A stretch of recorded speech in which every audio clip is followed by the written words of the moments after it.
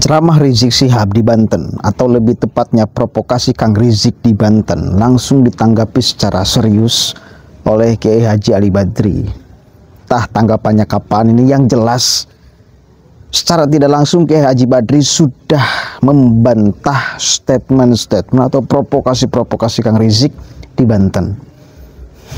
Coba dengarkan sama-sama, ini penting sekali supaya kita tahu sejarahnya. Ternyata dulu permulaan konfliknya juga di Banten, dan sekarang diawali lagi di Banten oleh orang Banten, Kiai Haji Imaduddin Utsman Al-Bantani. Ini sejarahnya lalu. Dulu sempat ada konflik antara Ba'alawi dengan Banten. Ya, kita dengarkan ini. Kesultanan, bohong. Ini Ba'alawi nggak ngakuin nasabnya kesultanan, bohong. Fitnah, saudara. Omongannya gedabrus, alah, entut berut. Muncul di media, Habib Bahar mengatakan bahwa Wali Songo tidak punya keturunan. Sebetulnya narasi Habib Bahar sudah lama sering diucapkan oleh oknum Ba'alawi. Hanya meledaknya ketika Habib Bahar. Dan itulah kemudian yang kemudian orang-orang yang selama ini saya lihat menahan rasa jengkel mungkin. Mereka punya panggung sekarang ini untuk semacam balik mempertanyakan nasab Ba'alawi. Kalau ada yang mengatakan Ba'alawi baru sekarang aja nih ngaku-ngakuin kesultanan, bohong. Omongannya gedabrus, alah, entut berut. Sebetulnya Makada Imiro Ba'alawiyah sudah mengajukan itu duluan kepada keluarga Wali Songo. Artinya Wali Songo dipermasalahkan nasabnya ke bawah, dipersulit untuk menerima atau mengakui, yaitu dengan cara harus ada kitab zaman, harus ada manuskrip, bahkan ada yang bilang harus ada saksi bahwa kamu anak siapa, ayahmu anak siapa, kakekmu anak siapa. Dan sekarang karena saksinya sudah pada mati semua, sudah nggak bisa. Itu syarat-syarat seperti ini, ketat seperti ini sebetulnya diajukan lebih dulu oleh kalangan mereka sebelum Kiaimat. Dan Kiaimat, saya bilang Kiaimat hanya niru saja, gitu kan. Ketika kemudian Kiaimat memberikan persyaratan yang sama kepada keluarga Ba'alawi terkait nasab mereka. Itu fitnah yang ingin mengadu domba anak keturunan kesultanan dengan para habaib dari kalangan Ba'alawi.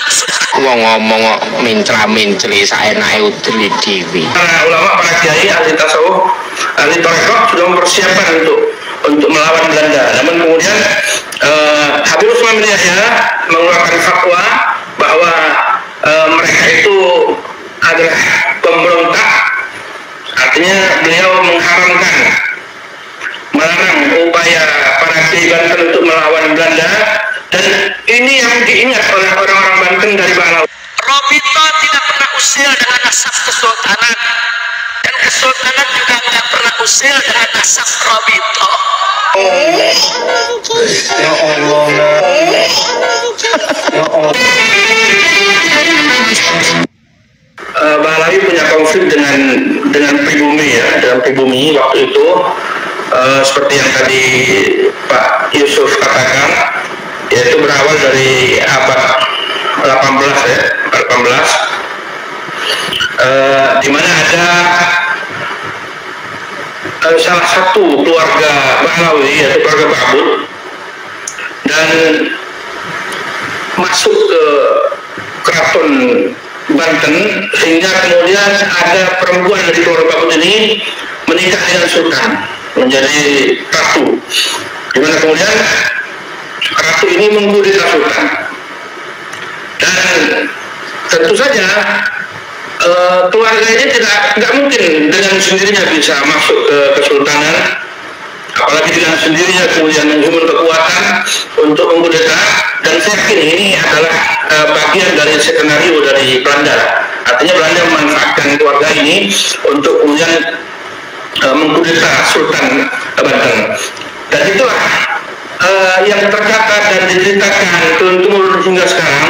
Dan saya lihat ini adalah konflik pertama yang pernah terjadi antara Ba'alawi dengan pribumi, khususnya ketika itu pribumi Banten. Nah, kemudian ada juga konflik berikutnya yang tercatat dalam sejarah, yaitu konflik Ba'alawi terkait dengan Gegel Cilegon. Di Sultan itu kan ceritanya para ulama, para kiai, ahli tasawuf, ahli tarekat sudah mempersiapkan untuk melawan Belanda. Namun kemudian Habib Utsman bin Yahya mengeluarkan fatwa bahwa mereka itu adalah pemberontak. Artinya beliau mengharamkan, melarang upaya para kiai Banten untuk melawan Belanda, dan ini yang diingat oleh orang-orang Banten dari Pahlawi. Ini konflik yang kedua. Walaupun kemudian ada perdebatan lah antara habaib sekarang membela Habib Utsman bin Yahya, namun faktanya terlepas perdebatan itu nanti siapa yang menang, faktanya sampai sekarang orang Banten ingat itu bahwa Habib Utsman bin Yahya itu telah melukai perasaan kiai Banten, bahkan fatwa Habib Utsman mengakibatkan hal yang sangat tidak menyenangkan, di mana para prajurit Banten kemudian ada yang dibunuh, ada yang dibuang, ada yang disiksa dan sebagainya. Ini adalah konflik kedua antara keluarga Pahlawi dengan pribumi khususnya Banten, di mana saya kemudian melihat ini sekarang ini konflik sekarang ini dimulai dengan Kiai yang asal Banten, ya. Jadi rupanya memang dari awal kan dengan Banten, sehingga Banten pun yang mulai, ya. Walaupun sekarang kemudian dari luar Banten juga ikut-ikutan, ya, mereka merasa ini bukan urusan Banten, ini bukan hanya masalah Banten, tapi ini masalah semua bangsa Indonesia. Tapi tidak bisa kita pungkiri bahwa konflik ini memang konflik antara Pahlawi dengan pribumi, itu bermula antara Pahlawi dengan orang Banten. Itu yang kedua. Kemudian yang ketiga, dulu orang-orang Banten, ya, walaupun tidak semuanya, khususnya dari keluarga Kesultanan Banten, dulu pernah bersama saya mendirikan perhimpunan keluarga Wali Songo. Di mana ketika itu keluarga Wali Songo masih disepakati sebagai asbatan Pahlawi, bagian dari Pahlawi. Sehingga ketika muncul satu perhimpunan ini, di mana tujuannya sebetulnya hanya untuk internal keluarga, untuk silaturahim dan untuk sosialisasi manhaj dakwah Wali Songo, kemudian muncul juga di media. Maka ketika itu banyak Pahlawi yang menyerang kami, menghina kami dan sebagainya. Singkat saja saya jelaskan bahwa itu juga merupakan bagian konflik yang merupakan kelanjutan lah, macam serial. Seri ketiga, konflik seri ketiga antara Pahlawi dan orang Banten. Di mana ketika orang Banten muncul, ketika bersama saya untuk menyatukan para Wali Songo, dan kemudian kami ketika itu sepakat menerima dengan versi Pahlawi bahwa Wali Songo, bahwa Syekhul Kubra itu adalah Pahlawi dari mereka Al-Bakar. Namun pada akhirnya mereka justru bersikap kurang baik, dan tentunya ini juga membekas di hati orang Banten, khususnya Partu Bagus, bahwa mereka sekian belas tahun disakiti oleh Pahlawi, gitu ya. Sehingga ini merupakan rentetan dari sekian konflik antara Pahlawi dengan orang Banten. Dan kemudian konflik yang ketiga tadi kemudian meledak begitu muncul di media.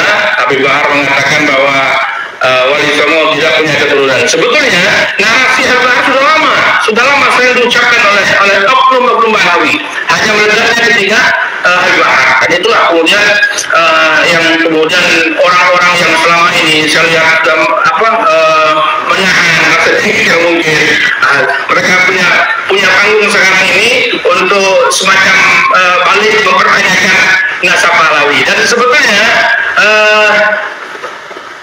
persyaratan yang diajukan oleh Kiai Iman itu bahwa harus ada kitab zaman, harus ada manuskrip zaman. Sebetulnya jauh sebelum Kiai Iman mengajukan itu, sebetulnya Maktabah Imam Pahlawiyah sudah mengajukan itu duluan kepada keluarga Wali Songo.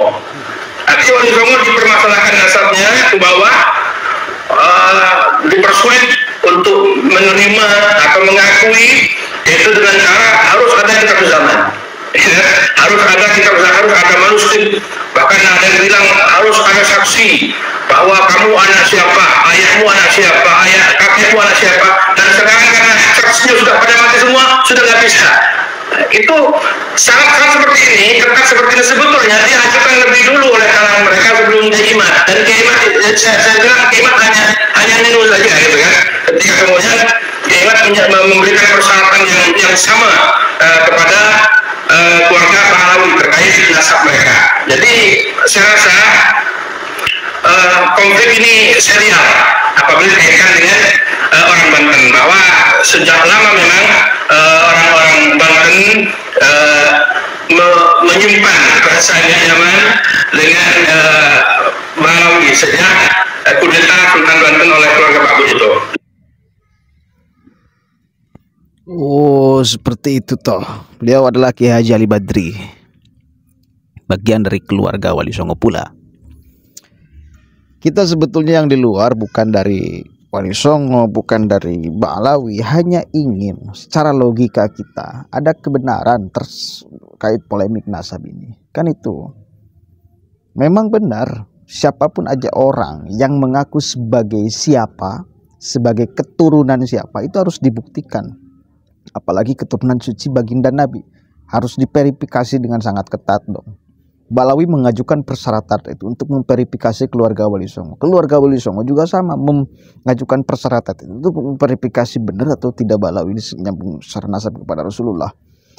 Jadi keduanya pun, siapapun aja yang benar itu mesti, atau siapapun aja yang mengaku-ngaku itu mesti ditunjukkan buktinya.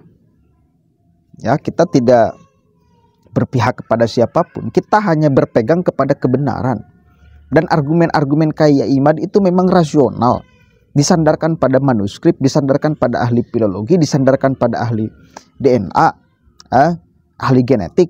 Itu penting untuk memverifikasi, untuk melacak sejauh mana keaslian mereka nyambung secara nasab kepada Rasulullah. Kan itu.